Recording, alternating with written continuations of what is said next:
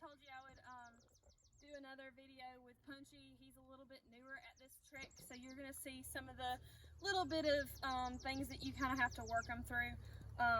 Like I said, this is all based on feel. This is something that is taught over a good amount of time, and you're just devoting your little bit of time before you get on your horse, and even when you start getting out into the pastures to go work cows or go check cows. Hey guys, give me just a moment.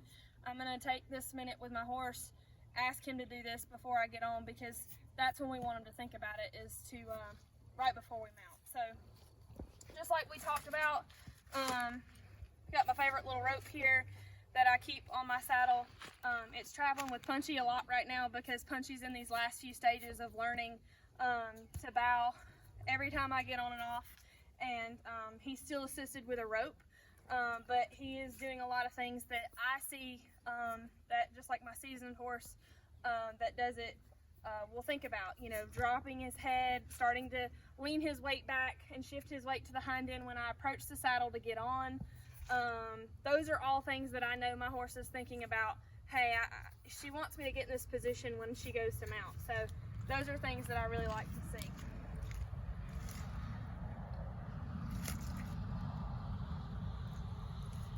So just like that, take my rope. And just like I was telling you guys, sometimes I will use my saddle just as a little bit of a help. It puts the leg in a good position. You see, I'm not holding him down. I'm not, you know, getting him to a point where he's all held down. I just want to use it as a little bit of a leverage point for myself. So remember, develop the proper command. I'm tapping, and you see he's unweighting that foot for me. I go ahead and hold it right there. Because he's been doing this a minute, I'm starting to hold this with my other hand, and I'm just asking him. I'll tap him a few times in the air saying, hey, I'm not always going to have this rope. I'd like you to just keep your leg up in the air for me. And then you see he's already doing things that makes me know that he's thinking about coming down to a bow for me. So just pull on his halter just a little bit.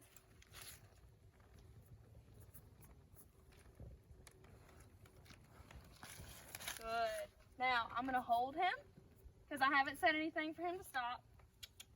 Good boy.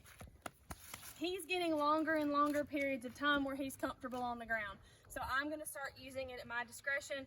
Remember, we talked about feeling our horse, making sure that they're comfortable on the ground. When they get to a point where they're comfortable getting in that position, then you ask them to hold it 2 seconds, then 5 seconds. This can happen over days. This can happen over weeks. This can happen over months. Everything is different, but just like I was saying, this rope is your friend. Keep it with you, and when you get ready to go ride, these are the things you want them to think about. So just like if I had my reins up, I'm ready to go work cows. This is what I'm going to do. Tap the cannon. I'm going to ask for him to think about getting on the ground for me.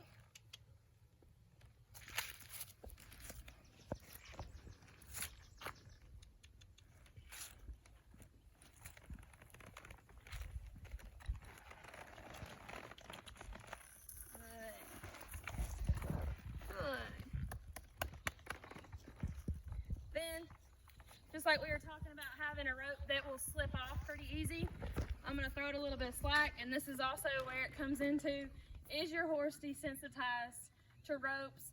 Have you roped his feet? Because this could be rodeo wreck greatest hits right here if you didn't have any of those things ready.